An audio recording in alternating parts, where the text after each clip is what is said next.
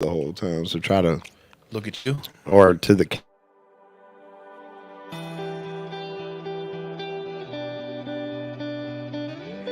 And actually, that makes total sense. Yeah.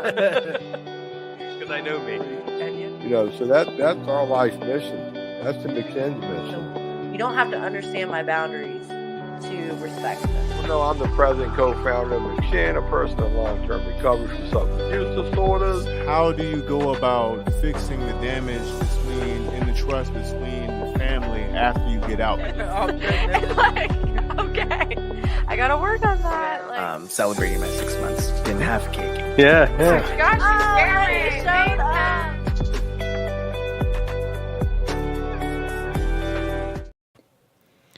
All right. Welcome to the McShinn's Foundation Getting the Herd podcast. Woo! Oh, sorry. We got Steve, the Wizard of Oz, back there behind the mic. The camera can't shine on him, but Steve's back there running the show for us today. Thank you, Steve. So before we get into what we got going on, please, if you happen to come across this on YouTube, on Facebook, if you're watching it live, please like and subscribe to our podcast. Look, if you just look down at the bottom of your screen when you're looking at this or on your phone, you hit that like button or you hit that subscribe button. Subscribe to the podcast. YouTube, all you YouTubers out there, please subscribe. Share this content. We're trying to get it out here. Our goal is to heal families and save lives, and the best way to do it is to get this content out to the world. So please like and subscribe. All right, so I want to do some quick introductions here. First, to my left, Travis. Travis, if you can give an introduction, let us know who you are, what you're doing, and that kind of thing. Hey, I'm Travis, person in recovery. I am a house leader and a peer leader and an intern at the McShinn Foundation. All right. Thank you, Travis. Where are you from? I am from Richmond, Virginia. Okay. All right. Well, what about you, Joyce, over there? Hi, I'm Joyce. I'm the director of admissions for the McShinn Foundation, as well as a proud alumni 2019. Woo-hoo! All right. And that's it. Okay. All right. Who are you?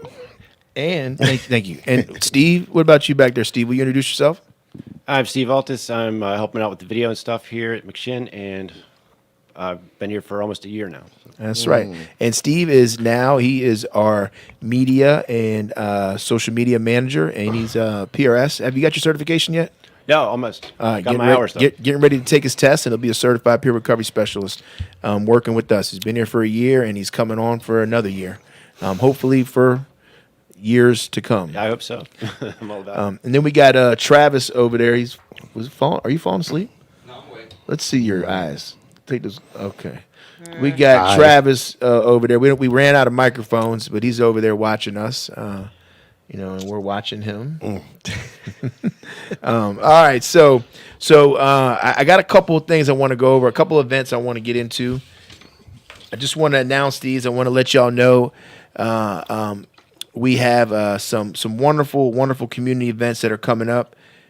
First, August 30th.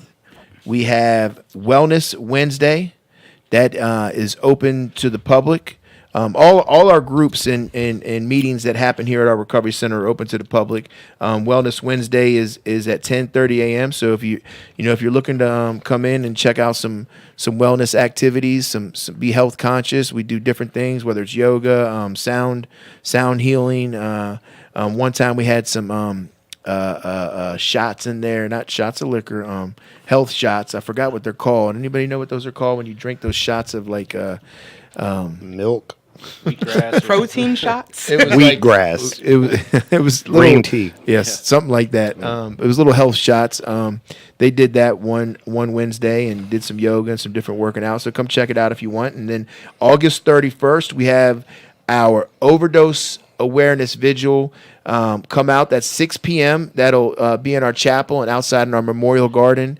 And it doesn't just it's not just for individuals that have passed away from an overdose. It's individuals, anybody that's lost their life due to substance use disorder. As a direct result, we honor that. We have a vigil for it. We'll have some speakers.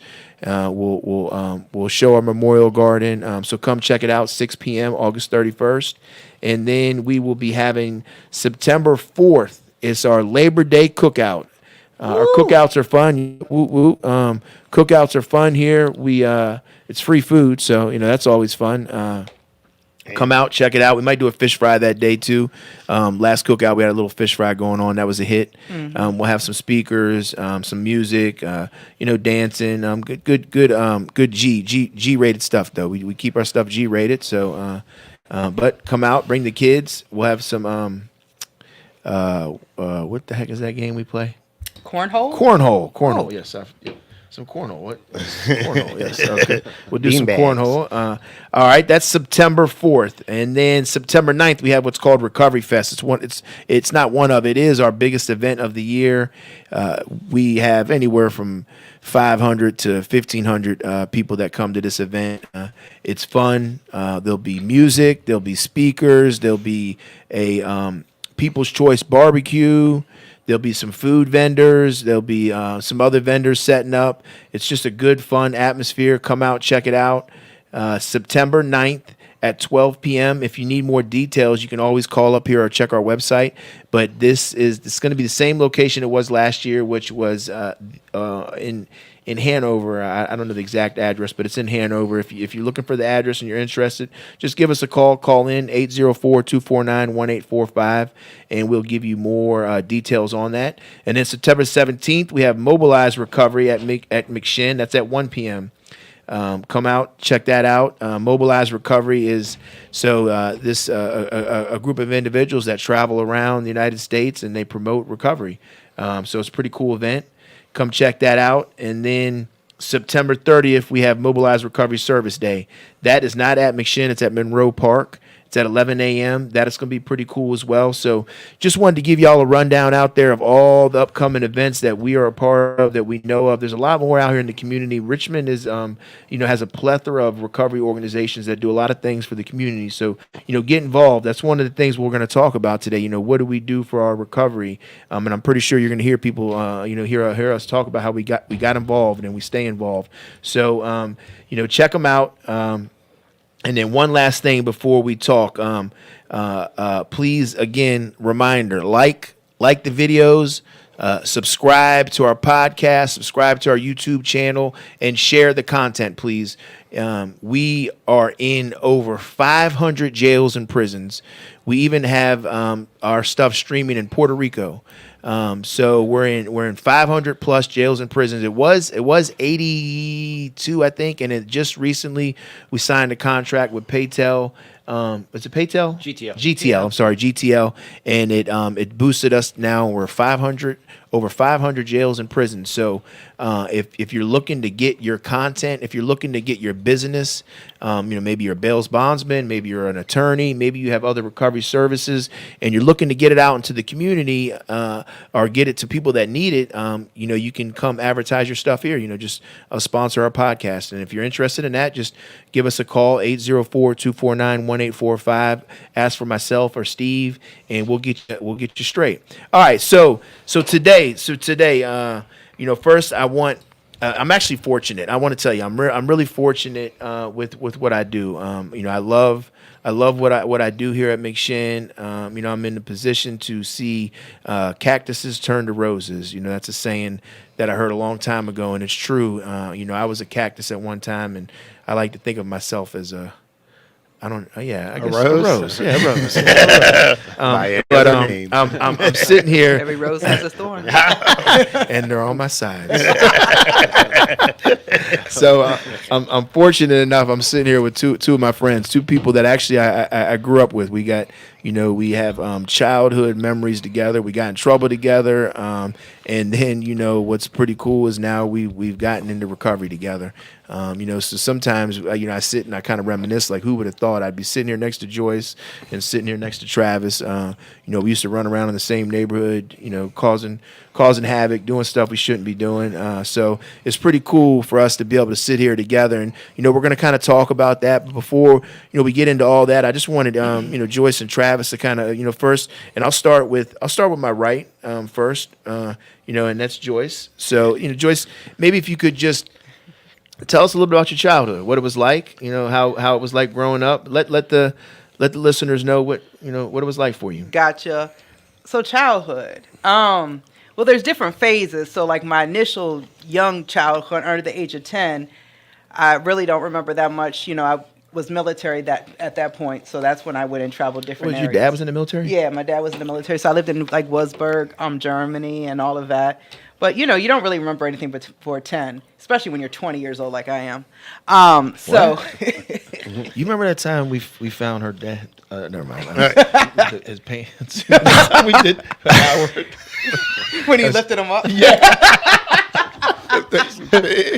I think he got inside him or something. That was her dad's? Yeah.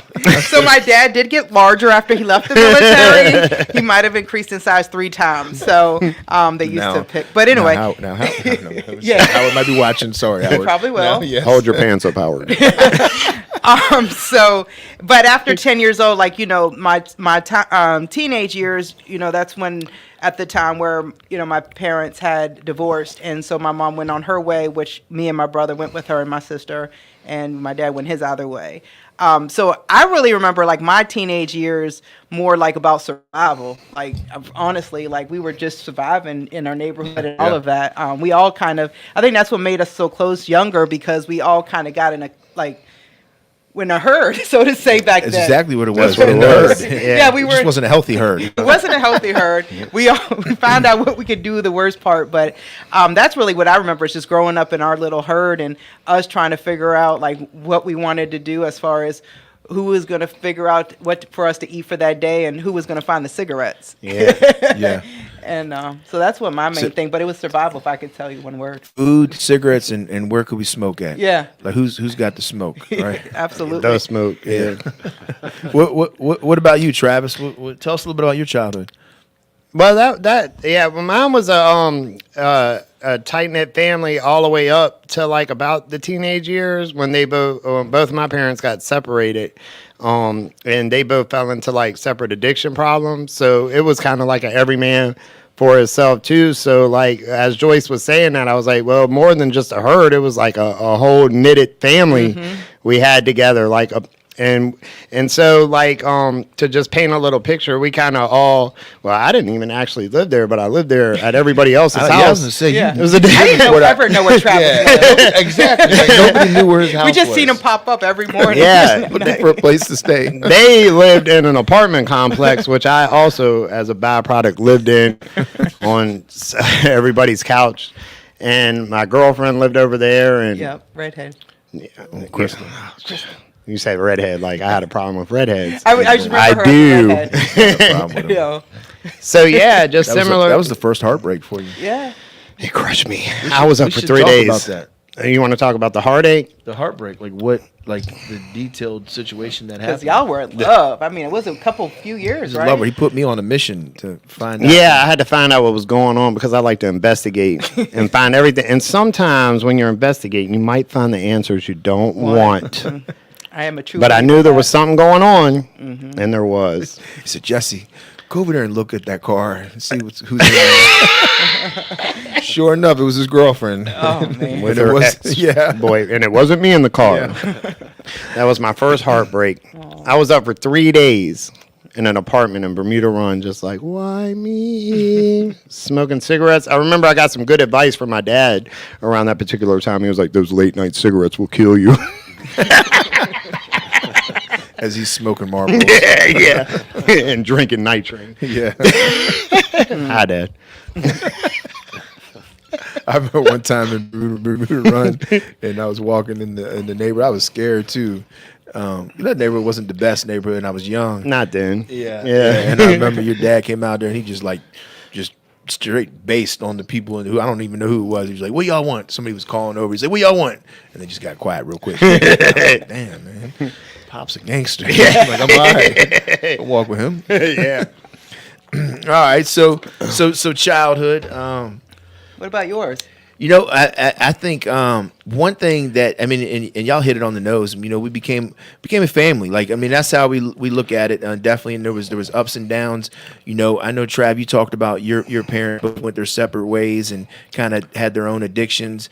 You know, my parents. You know, I'm a product of you know, the military brat kind of thing too. And my parents divorced, and me and my mom moved up here, and that's who I don't even think y'all ever met. Y'all might have met my dad later on down the line, but I don't think you ever met him. I know no. you might have met him, Trav. I mean, I remember every time I used to go down there. Yeah, go visit him in Florida. Like when you I know, visited in Florida, yeah. yeah, you got stuck We there. visited in Florida. But thing about my childhood, one thing, like personally, like my mom didn't suffer from addiction, but she suffered from some major mental health. You know, and that was like that kind of caused I guess some deep rooted like stuff with me. You know, having to deal with her mental health issues and the stuff that happened.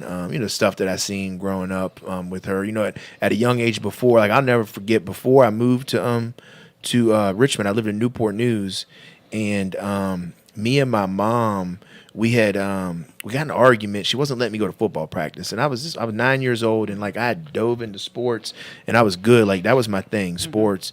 And she got mad at me for something. She's like, "You can't go to practice today." And I remember we got in a big fight about it. I'm yelling at her, and she's yelling at me, and I go out in the front yard, and I put my shoulder pads on. I'm hitting the tree, like, you know, running into the tree, and I hear some noise in the garage, and so I go to look in the garage, and damn, my mom was on a ladder, putting a rope around her neck, trying to hang herself, right? You know, and that was one of those experiences, like, what the hell, you know? And I blamed myself for it. You know, and she ended up going to the hospital, and I went to live with the family that was in our church at the time, and you know, she stayed in there for a little while, and then I bounced around from a couple of different families while she, you know, in and out the hospital, suicide attempts, and that was like my before I made it to Richmond, to where we were at. You know, so it was kind of, I was already like, I don't want to say trauma, I guess traumatized or whatever it is from like, you know, my mom, to the point when I got up there, there just was no control in me. She couldn't control me then. Like I didn't really have faith in her mother. My mom's great. Like I love her, but I just didn't, you know, I felt like she just. You didn't have a respect for her decision making. Yeah, and so when I got up here, I just did what I wanted. You know, whoever wanted to come in the house came in the house. Wherever I wanted to go, I went and stayed out late and just did what I wanted, you know. And that was my childhood, you know. But one thing we were able to do was build some good bonds, you know, some good connections. You know, those connections and bonds for life that we built. You know, I'm grateful for those. It is crazy though. Like, you know, most people from their childhood, they don't really remember the people they had, but we went through so much and at our young age, because we all had some kind of trauma in our young time as well. And when we came together, it was like we always figured out and how to resolve the issues that we had. And so, like, no way would I ever think, like, you know, the times that I ran into you, you know what I'm saying? And then when I really needed someone, you know, brought me down. Like, even Lucy, which she, you know, I still see her and stuff, like, you know what I mean? And she had her Lucy. stuff with her Oh, mom. Lucy. Yeah. I remember I used to sneak You around know. the side of the apartment complex with. You better not. Did you? Is that true? We didn't do anything. Oh. I mean, kiss. I mean, I was, Leave yeah. Lucy Everybody alone. liked her because she was large on the top Well area. endowed. Is that what it says? Well endowed. Well endowed. But I mean, Proper but still, terms. it's all part of our little family that we Yeah. had, and it's crazy though that we still connect. I mean, there was a lot of other people that was there, but it's just like with us, you know, I still Yeah. connect, and Lucy, I still connect because we, you know, there was things that we went through. All of us. Yeah. So I really think that was kind of cool that maybe we not seen each other every day for the last 30 years, but you know, it's always been a time that we've come together You know, and that's when we needed Joyce. It's something. funny you bring that up. Like I did not know until you reached out, until you came here. I did not know I did not know you had fell off like that. Yeah. Like I always thought like Joyce was like doing her thing and had all this stuff. I right? always did Yeah. that though. Like, you know, I was a little surprised too when I Yeah. seen her here well, at I'm first. always about myself, like, yeah. like getting my stuff and going to get it. But like when I, you know, and I literally, which is different from most people because y'all did addiction early. Like me, I didn't, you know, as you may know a little bit about my story, but I didn't really start into like my actively drinking. Like I would be able to drink like a glass of wine on the weekend or something and have a whole bottle for a whole week. But when my children's grandmother had passed and I missed her call, like that guilt shit. That's what got me. Yeah. And that's when I turned into like, I just got a thing of that $20 bottle of Smirnoff and drank that shit every day after that. And it Low just shelf.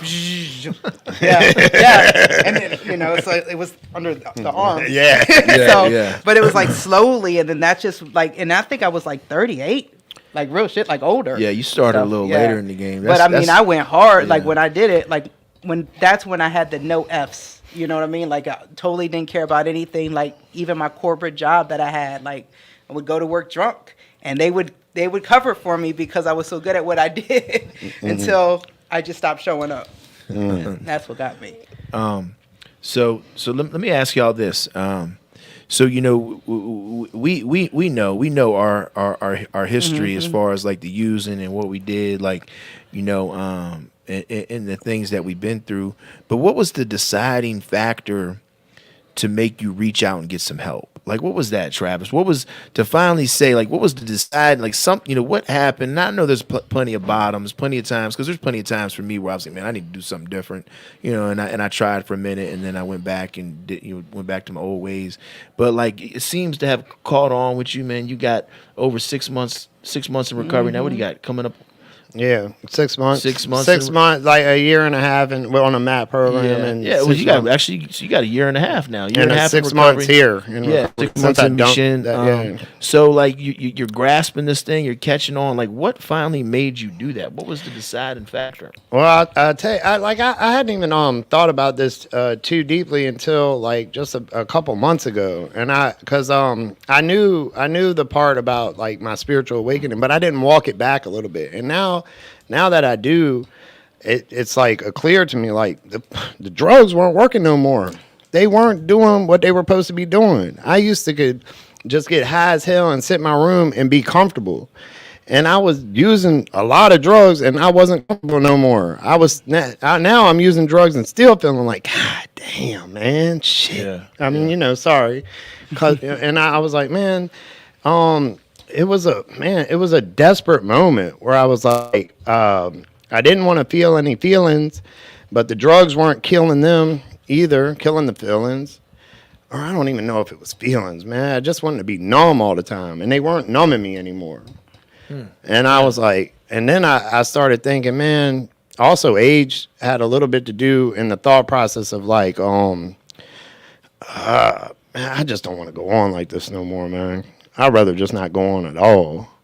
The drugs aren't doing what they're supposed to be doing. I'm not numb. I am nowhere in my life where I want to be. I've accomplished absolutely nothing. And then you put the age on top of it too, and you're like, I have wasted a lifetime. I wasted a damn lifetime. And if you think about that, like now, like logically, like your next step would be like a suicidal thought. Like, man, I'm either something's going to change or I'm just not going to deal with this no more. It's not worth it. So like, from that, like, just like a cry out to the higher power, and just for some reason, a form of obedience I listened to, and I had like a spiritual awakening, and I was like, well, there's still like, a life worth living. Yeah, that's actually called a spiritual experience. Not an And- awakening. And so from that, yeah, you know, you say tomato, I school say you. tomato. I mean, I can school you on the difference if you need me to. No, I know the dude. difference. I was course trying to you make it do. relatable. Well, you get a spiritual. I'm a damn experience. know-it-all. You know I know the damn difference, man. I still have that problem too, but I'm Gotta open for remain suggestions. teachable, dude. I'm teachable. God, that's the third time I heard that. I must have a problem. I got to look into that. Yes, you do. But you know what? You know how we can relate because we got the same problem. So Yeah. if I spot it, I got it. So I can definitely relate to thinking I know it all, and having to remain teachable. That was a big thing for me, man. You know, coming into recovery, man, I had to be teachable, and you know, coming up on 12 years in recovery now. I'll celebrate in January. You know, 12 years. Like, I still got to be teachable. Like, I still got to allow people to like correct me, you know, call me on my stuff, tell me what I'm doing wrong. That's real important. Joyce, what about you? What was like the deciding factor for you? Because like I was saying, like I was really surprised when I think it was Howard maybe reached out. You know, because I always thought Howard needed some. You know, Howard, I love you. Can't say too much on the radio. Yeah. I love you, man. Yeah, I know he'd definitely get mad, even though he used to do some stuff in public that would like make me want to knock the But everybody else. yeah, Howard, reached out to me, and I was just surprised 'cause I didn't know that. But like, what finally made you go get some help? I know your story, I know what happened, I know where you came from, but I don't know, Yeah. what made you go to that place. Well, I'm gonna tell you, it's it's crazy because towards the last year of my addiction, right? I looked at myself in public housing, but it's not my apartment. It's somebody else's, a friend's apartment, and I'm sitting on the couch with two black guys, not one but two from two different situations, because I was always about fighting and crazy stuff. And back in my last year though, it was just something that triggered, in there. And so I'm in like public housing, not my own place, staying there. Got my friend, my two sons live in another apartment just because I didn't want them around me, because of how I'm drinking and my actions. And then I just sat there one day, and it's just like, this isn't me. Like, I had another friend call me and tell me, Joyce, this isn't you, man. Like, you're always about it. Like, you're always a go-getter. Like, you're always out to figure out what you can do. You know what I'm saying? Like, I've never sat broke. That's one thing about me. Big money. Yeah, I've always been like that though. Like I've always I'm always gonna figure out something, and it's like I had just gave up. Like I'm just like, well, my kids are good, they don't need me, and this. I'm fighting every day because people run their mouth and you looking slick. That's how I used to always be, and I just was not me. So I just got fed up one day, and I just said, you know what, I'm gonna go to detox. I did that about 4 times before I realized, you know what, let me move on to the next thing, and then. That 4th time, that's when I was really like messed up. Tailbone messed up because I get kicked out of a car. Got you.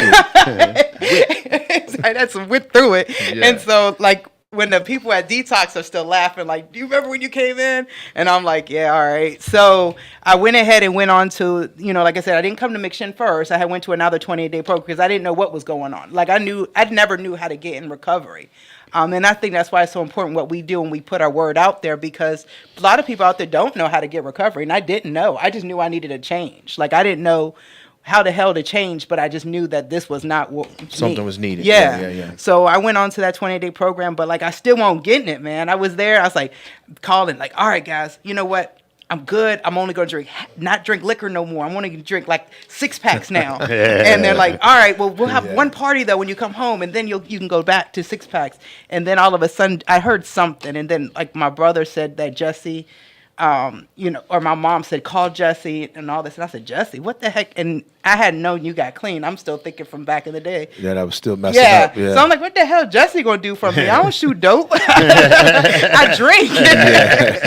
And so, but then I talked to you, and then you were like, come on, and then all this and that, and that. Still was like, I don't know.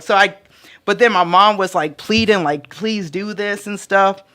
And so, of course, they left my ass at rehab, right? So my rehab ended up paying my bus ticket to get to McShin and the Uber for me to get here. So no one picked me up because they were so scared that I was not going to come. Go, yeah. So I got here remember just that. to shut Yeah. people up. I'm going to be honest. That's the only reason I came to McShin, shut everybody the hell up. But then after that first week is like, I got into like the vibe here. So I can't tell parents, like I always tell parents, like the person's got to want it, but sometimes they may not want it.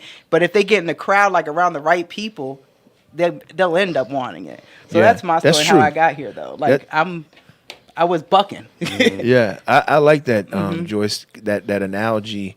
Well, that what you're saying to the families, because there's a level of willingness that you have to have. But if you put somebody in the herd and you get them in the middle of this herd, there's a chance they just might catch on. Yeah, it's like that vibe. I'm telling yeah. you, like, especially someone like me who came from, like I said, like basically on the street. I wasn't homeless, but I was on the street. And like having all that fake love, and then when you come into here, like it's like legit people that want to be with you, like want the best for you. Yeah, they care. Yeah, definitely. That's that's good, man. We can get in the middle of this thing, and we can start acting our way into a new way of thinking, right? Because our thoughts are usually the last thing. The thinking's usually the last thing to change. It's our actions, and just being around other people that are doing good. We start mimicking their actions, just like we did in the streets. Like we were talking about how we were growing up. Like we just got in that herd. We had a herd, right? It just wasn't a healthy herd. Like I didn't know how to shoot no dope. Somebody taught me how to do that, right? I know. They taught me how to mix Travis it up in taught me Arch how Cap. stick some over my head with WD-40. And Jesse came in. Y'all are stupid. Like he's like, oh my God, you guys are not saying the bad word for it. Yeah, dumb. and then he tried it. I see you, Howie. Howard, we're gonna get you up here on this podcast, but you're not allowed to share none of those stories that you know. I know he's got some stories he likes to share. We'll share one about you, Howard. You remember that time we got in that fight? What about the time that you guys used to give Howie wedges? Wedgies. Pink Wedgies. when he was a gangster disciple. Folks. Hey, Howard, what's up, man? Howard was a folk. That's right. I remember Howard. This is Howard, who we're talking about. Everybody out there that might be watching or come across. This is Joyce's brother, which is he's like me and Travis's brother too. Yeah. Howie was living with us in the apartments. We all lived in the same apartments. He moved away to Michigan, came back 6 months later, and he was a folk. Yeah, he knew how to do hand signs and everything. No knock to anybody out there. That's that. We're We're not knocking. Yeah, we're just giving We're Howard appreciating. a hard time. He's definitely changed his life though. Married, 3 beautiful girls, got a great house. He throws good. A business owner. Yeah, business owner. His He helps business out is here bumping. sometimes. He hires people from McShin. Yep. So Howard's doing real good, man. He definitely supports us here, man. So we love you, Howard. But we're gonna get you on this podcast, talk a lot of mess to you. The first time I seen Howard again, real quick, like after years, he was like, "I'm big now." Which one? Oh yeah. Oh, let me Can't tell get you a what he wedgie? did to me. So me and Howard, again, this is like brother. We got in a fight one day. Remember the fight we got into. So I can fight a little bit, right? And at a young age, I used to get in a lot of fights. And I remember Howard finally was like standing up. I guess because we had picked on him so much. Yeah, Howard. Yeah. Yeah. So he gets in my face. He starts yelling, and he's yelling at the top of his lungs. I don't even know. I think I was trying to get in y'all's house or something. He wouldn't let me. I don't know what something happened. I ate some eggs. I don't know, but he's in my face yelling, and so I just hit him one time, right, and I dropped him, and then Joyce came running and jumped on my back. Yeah, I don't Joyce. remember that. Yeah, But I'm sure I did. yeah. She was sticking up for her brother, and so all that happens, and then Howard leaves to Michigan, and when Howard comes back, right, he couldn't wait he wanted to get me back, right? He got big, got bigger, and I'm sitting on the porch, right, and Howard's behind me, and he's walking to the car. Your mom was picking him up. Chevy's picking him up. He's walking, and he just hauls off, and he smacks me in the back of the head like he's playing, right? And then just starts laughing. His laugh too, and big head laughing. And like your mom dude's like, "What? You used to do that to him all the time?" Because I was mad. I was ready to fight him. And Chevy's like, "You used to do that to him all the time." And so then I felt I couldn't do nothing. Man. Howard got his little get back. Yeah, Howard. That was a sneak attack. Yeah, that was He a sneak deserved attack. See, I ain't sneak you, Howard. See, I didn't remember that. I don't remember any of that. I told y'all. Joe P, my man. I don't know if y'all know Joe. Joe Yeah, used to absolutely. do. Yeah, Joe. Yes. Joe used to work here. He did our medication and And drug recovery screening. coach. Recovery coach. Yep, CPRS. Joe, man. Joe's the man. Doing good things up Northern Virginia now, I think. Joe, where you working at, man? You shout out your company. I think you're working up in Northern Virginia, I thought. And then we got Ray watching. Ray. Ray Oh, and yeah. Joyce were housemates over at Smith House. Yes. Aware Recovery Yeah. Care. That's right. They're doing great things, man. I think Joe, you started down here and moved up there, man. Keep up the good work, Joe. Good to see you on here. Like and subscribe. Like the podcast. Subscribe. Share it for us. And maybe we can get you on here so you can promote Aware Recovery. I think your CEO might have been on here at one time. Maybe we can get you on here and promote what you do. So we're talking about the deciding factors to get us into recovery. Now keep in mind, we're talking, we got people in the community out there talking, and then we also got over 500 jails and prisons that we're talking to, and they're getting ready to get released, and they're going to need some pointers, on what to do. So I wanted to ask y'all, what are some of the hang-ups, some of the pitfalls that you've experienced early on? Travis, you probably still have experienced some of these because you're still early in your journey. That's not to take anything away from you. You make it through a day, it's a miracle. But you might have some good experience with this. And Joyce, some of the things that some of the hang-ups, some of the pitfalls you had. Let's talk about those. And Joe, I'm gonna get you on here. Me and Steve are gonna reach out to you. I see you, man. We'll get you on here. I miss you, man. We'll host you, man. We'll talk, man. We'll kick it, man. And you talk about what you're doing up there. I know you're doing good things. So let's talk about that, Joyce. What are some of the? Let's go with Travis, right? Yeah. Because you're kind of the rookie here, so. But I got all the experience. So yeah, what's up? Experience at talking. Yes. What's the question, buddy? See, you weren't even paying attention. Pitfalls, I was What are zoning out. Some of the things early in recovery that you've some of the hangups that you've had to experience so far, some of the pitfalls. Think about the audience we're talking to, how we can help them. Early in recovery, or Early in recovery, or early here. You've been here 6 months. You've been in recovery a year and some change. What are some of the pitfalls you've had to face? Oh man, I might not be. Now I'll tell you, I've had it pretty smooth, to tell you the truth. But I'll tell you some of the perception changes I've had. So like early on, I didn't understand or know how the word surrender. I definitely didn't know that. So like for me, I was thinking, man, like something in my spirit and something in my soul is telling me that this is the right place to go. I know people that are up here that love me, and I still come up here and had a hard time listening. Because first of all, it's hard to listen to like your homeboys at first, you know what I mean? Yeah, that's Even though probably the hardest Yeah. thing to take direction from. Like somebody yeah, you're to take close direction yeah. from, yes. And you know by their example that they're doing good and everything, but I was still kind of all over the place when I got here. And so like it took me a few weeks to calm down, and lucky enough, like they recognized that, and they gave me kind of the time to settle down, or to like find the right thing for me to do to settle down, which in my case was just some service work to tire me out. And so like after that, after a couple weeks of service work and a few like just perception changes on my part, like where it finally, like I just settled down internally and externally and said, all right, these people are doing something special for me. They're damn feeding me physically, they're feeding me spiritually, and I'm not doing my part. So early pitfall was not recognizing that I had a part to play in this too. Like everybody, like this wasn't going to be handed to me on a silver platter. I had a little bit of work to do, and so I wouldn't necessarily call it a pitfall, but more of just a perception change. And then go ahead. Well, let me get a little bit personal with you. So dig deeper, y'all. Like, what are some like real life things that have happened? Like something that's happened to you. But like, if I'm hearing you right, you're saying everything's just been kind of a smooth roll. I mean, is anything not smooth? Anything like life, like because what happens when we're using? And you talked about this, Travis. When you were using, like you weren't feeling right, and it ended up to the point where it stopped masking that, and you had to start feeling some feelings. So when we get clean, when we get in recovery, life has always been happening, but we start to experience life.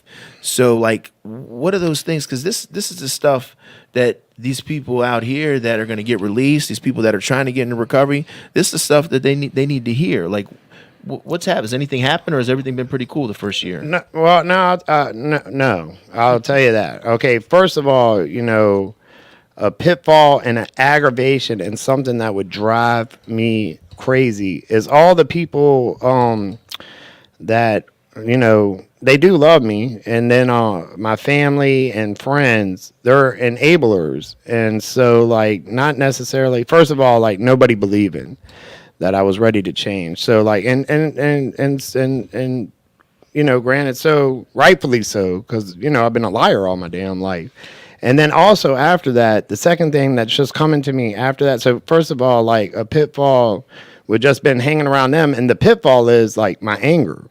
Like all of a sudden, like I'm angry all the damn time. And even when I got here, like I found out that I had a damn anger issue on top of like the way I handle anger and directed at people is either barking on them or like put your shoes on, and like not even thinking like this is so stupid. I'm in a damn rehab center.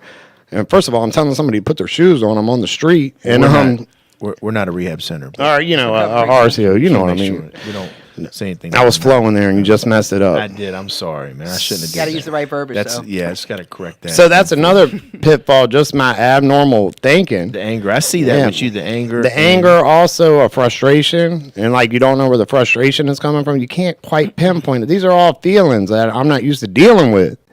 And so, natural reaction for me, or the only way that I had known to deal with it was to just like bark off on people, and are one thing that I know about you, Trav, how you deal with those feelings you're talking about is you make jokes.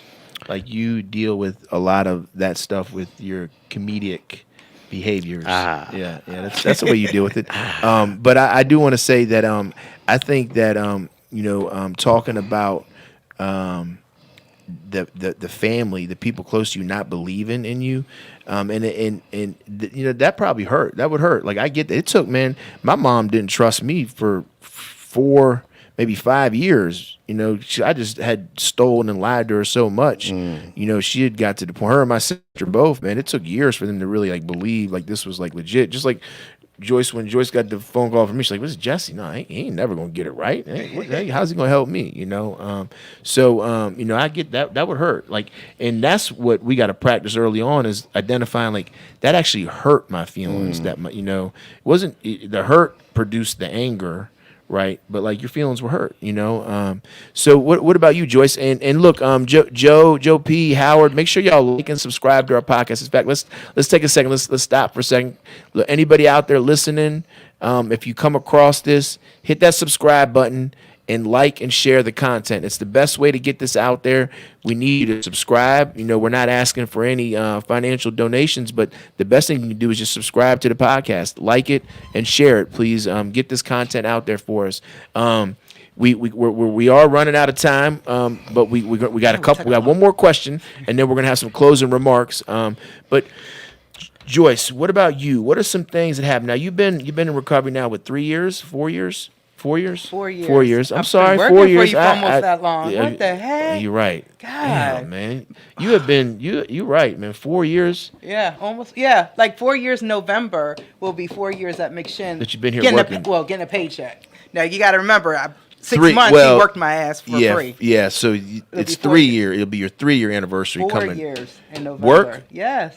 Or the No, 5 years is my my next anniversary.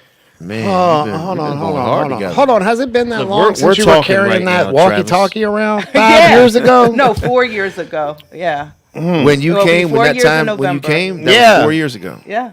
Yep. Yeah. So I've been this November will be 4 years working at McShin, and March 16th will be 5 years in recovery for me. Good Isn't it crazy stuff. how it's been like that? Man, time flies, man. I But- miss the walkie-talkie. Pitbull. What's some stuff? pitfalls, Well, right? I think I might be messing y'all up with Alright. the pitfalls. Yeah. Well, I actually know one. Yeah, I'm 'Cause- just and I'll like, tell what you has how I dealt happened with in it. life? Okay. Because remember, I don't know if you remember this, but when my close friend passed, Yeah. and I had, I had got that text message, and I was like, shoot.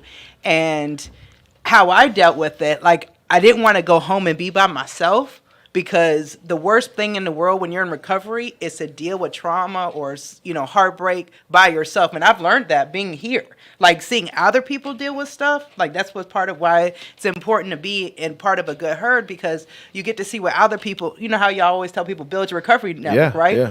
Because you get to see other people go through the shit. And then we like figure out what to do. And I just, I felt lost. I felt hurt. But what I did know is that I didn't want to be myself, and I had so much support with my team members. You know what I'm saying? Like, and I never have that. I just knew if I went home, I don't know how it would have worked out. Yeah. So it's like get me a little teary eye right here, because I'm thinking about her and I'm remembering. Feeling it. Yeah. But- I'm with you, Joyce. But I knew I couldn't deal with that shit by myself. Like I had to have the herd with me. So that's one thing that I can tell anyone going into recovery. Shit's gonna happen. It's gonna happen to you every day. There's just no way it's not. This is life. You got to have a good herd to go through it with. Someone that's going to help you and, talk to you out and not judge you, just let you talk. Jesse lets me do that all the time, even though I don't like him. But he'll let me come in there and talk for a little while. don't And let then I me walk talk. away and act like nothing bothered me. I don't really like anybody, y'all. So Yeah, good. that's how he is. I can definitely, but what you're talking about, Joyce, is like, and what we want to do when something like that happens is we want to be by ourselves, Yeah. right? Like our thought is like the inside, like I don't want to be around these dudes, like Right. these people. I don't want to be around nobody. Man, I remember because I've suffered some losses in recovery, man, and when that happened, when Justin passed away, when my son passed away, that was the one thing I was like, man. I remember telling my sponsor and telling Kelly, we weren't married at the time, but my wife, I remember telling them like I don't want to be around nobody. Heck no.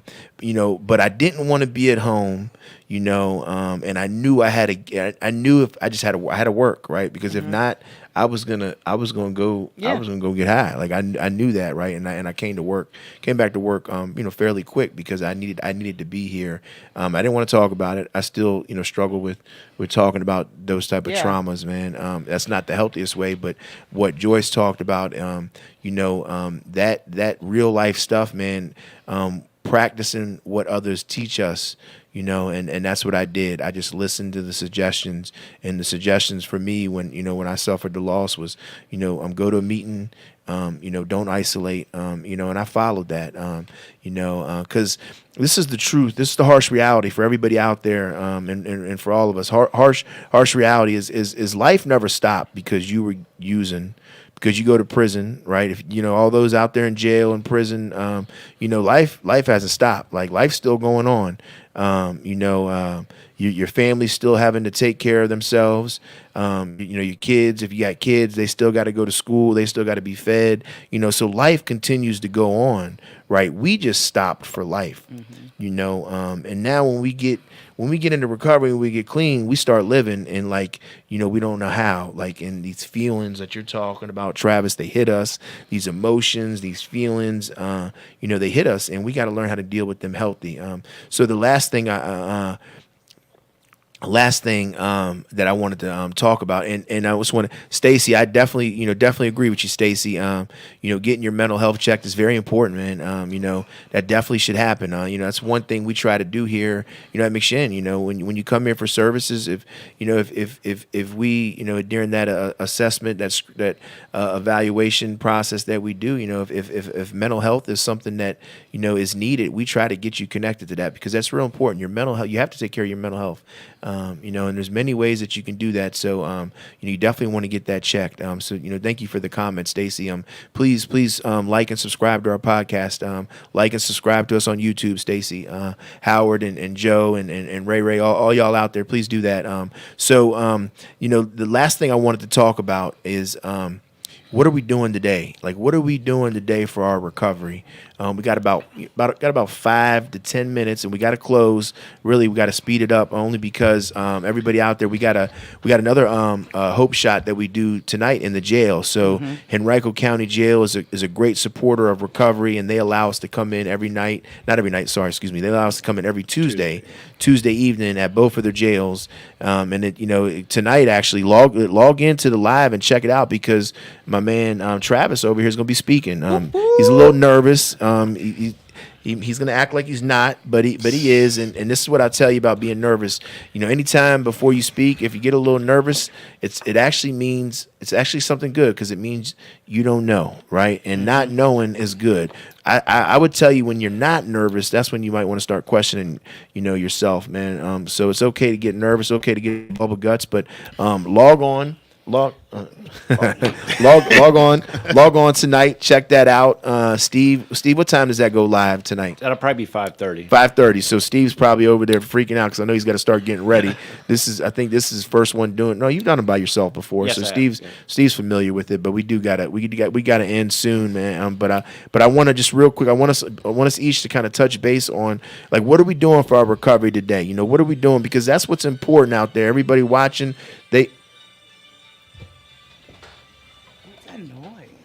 the newcomer. Oh my the God. newcomer. The newcomer's phone over here talking about he knows what he's doing over and his phone's ringing in the middle of the Remain teachable, podcast. sir. Yep. Sorry. All right. So Trav, what are you doing for your recovery today? Look, this is going to sound a little cliche, but it's what's working for me. I'm calling my sponsor, and he's showing me how to work steps, and I'm actually putting a half an effort into it, and that's helping me a lot. And going to meetings. I know that's cliche too, but man, I went to one last night, and I was like, wow, man, people are talking about everything that I was just talking about: the feelings, the frustration, the outside not matching up with the inside, just trying to find that peace. And I was like, so that's the 3 things that I'm doing, the 3 things that were suggested to me through my network. Wow, these 4 things are actually working. And that's what I'm doing. Well, I don't know if they're working, but they're helping. That's for sure. Well, you're still clean today. I'm clean today. Well, I definitely see a change in you. Yeah. Yeah. Still some more that definitely needs to Oh change. yeah, though. well, always. Yeah. I'm practicing. A lot more. But, what about you, Joyce? What are you doing for your recovery day? So my recovery may be a little different than the average person. I mean, definitely the meetings are great. Now for myself though, I don't actually continue to go like the 12-step meetings. I'll go like if someone I know celebrates or something of that sort. But what I do every day for my recovery is first I make my gratitude list. I remember why, first, I give thanks to God for what I have today. Every day I list 10 things I'm grateful for. Just little stuff too. I mean, grateful that I have a soft, comfortable bed that I can be in today. That I'm not waking up on somebody's couch with a black eye. So my gratitude list, self-care. It's nothing for me to just go out for a day and go do something that I enjoy doing. Self-care is a big part of what I do. I know a lot of people always tell me like, I wish I could, I could do what you do. Like sometimes I'll just, for every year I'll go 4 days on a mountain and On a unplug. little vacation, yeah. by myself. And they were like, how the heck can you go by yourself? I'm just like, that's just my self-care. Like I'll go out there, I meditate.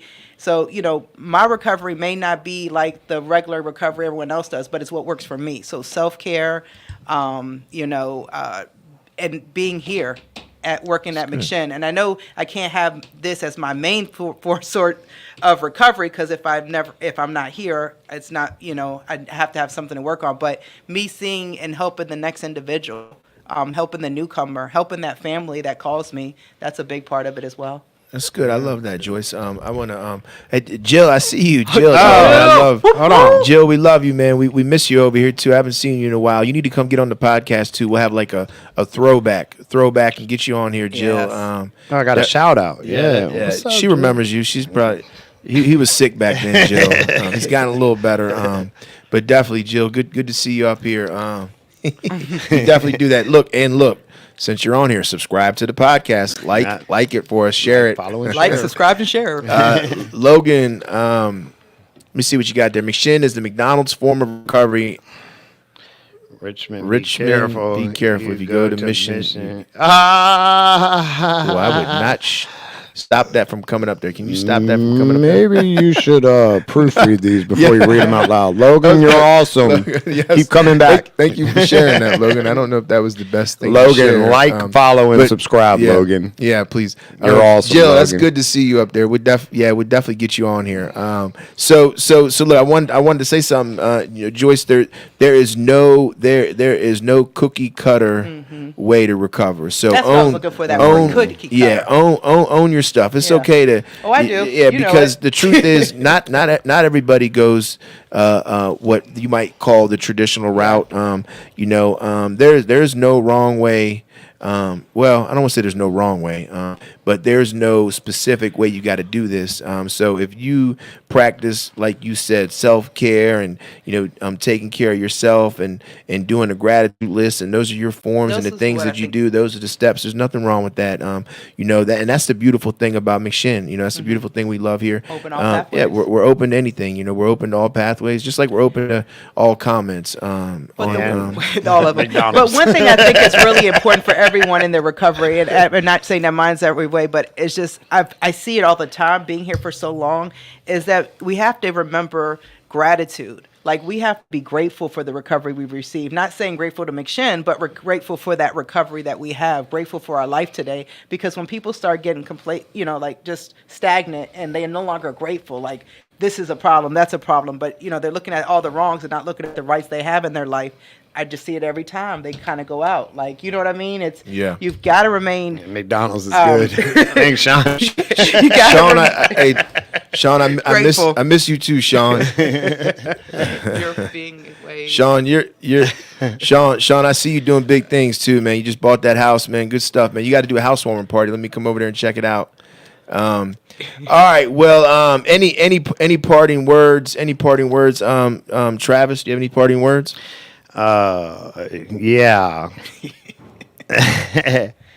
Good luck, everybody out there. Pay attention over here. Focus over Knowledge. here. Focus over here. Knowledge. Do you have Knowledge, any parting words for everybody listening out there? Because not everybody's going to see the video. So you got people that are in the jails and the prisons. They're just going to hear the content. Any parting words for anybody? Yeah. listen, picking a pathway is very important. The 28-day program or any kind of program based like that is just a foundational way to just break bad habits and just get your perception changed a little bit. But the pathway, picking the pathway, for me was the most important part, and me doing the work, not somebody or a place doing the work for me. I had to get in there with my hands a little bit, and my brain, and my spirit, and my soul. So picking a pathway and having a plan and a pathway. That's my parting words. Okay. All right. I like that. A plan and a pathway. That's good. What about you, Joyce? All I got to tell everyone is just, continue to be grateful for the life that you have, and, try to get yourself in with the good herd. It's hard to do the wrong thing when you're around good people. All right. Well, there you got it, everybody out there. One thing that I will leave everybody with, and Logan kind of reminded me of this. When I teach CPR classes, CPRS classes, and recovery coach classes, I always tell them there's a spiritual principle that we must apply in order for this to work, and that's love. Mm-hmm. So, love everybody out there. We definitely love y'all. I know I do. It's really good to see Jill up in our commenting, Sean and Howard and Joe. Ray. Rachel, man, we love y'all. Stacy, everybody out there watching. Love is what wins out here. Learning to decipher. This is the best thing you can do. Everybody out there, decipher from help and harm. Trying to tell help how to help is the wrong way to go. So a lot of times, man, there's people in your life that are really trying to help because they care, and it might not be what you want to hear. If you just take a time to open your minds and open your hearts to it. But love conquers all, man. So we love y'all. Thank y'all for tuning in. We'll be doing this again Thursday. We will be talking about incarceration. We'll be talking about the judicial system. That's going to be our Thursday podcast. So tune in, check us out. Thank you, everybody. Like love,